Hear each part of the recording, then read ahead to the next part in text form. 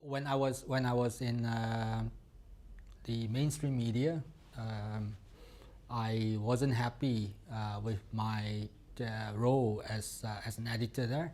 So I guess being able to do my job as a journalist, as how I perceive what journalism is all about, and I think that's why Malaysia Kini was set up, basically just to for journalists in Malaysia Kini being able to do their job the best way they can without taking instruction from politicians or from the media owners. I think the freedom to be able to do what we want to do, which is basically to do our part to hold the people that Malaysians have voted for accountable for their action. The major problems was being not having access. I think that is something that definitely affect our work. Not being able to get to the people that we want to talk to be able to ask them questions, and I think that's definitely the government side. Of course, we do have quite a lot of access to the opposition. A lot of them would like to talk to us, to our journalists and all that. But I think definitely on the government side, the ministers, the civil servants, the top civil servants and all that, they are not used to have to answer questions. And so I think in that sense, that was a major impediment. When we often get kicked out from press conferences, things like that, especially the press conferences by ministers, by police chiefs and all that. But we still, persisted in sending our journalists to cover them. And I often tell them that, look, that's your job, basically, to ask questions. If you do not ask questions, you're not going to be able to do your job properly. You're just being, very much a glorified stenographers. We need to be a different breed of journalists to ask questions, to hold them accountable for their action. We do have a very, very motivated team of journalists and editors.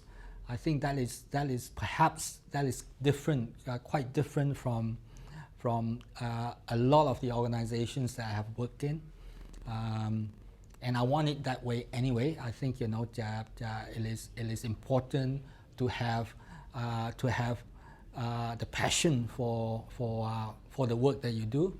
To feel that you're doing something really, really important. To feel that whatever that report has an impact for Malaysians in general, that somehow we are contributing to making Malaysia a better place for all of us and for our children and grandchildren. So I think in that sense we do have a group of people who are willing to make a lot of sacrifices. And I think what is amazing about Malaysia Kini is that being able to earn enough money, which is something that quite unique in Malaysia, because there's no other website in the country that's actually making a profit. We are.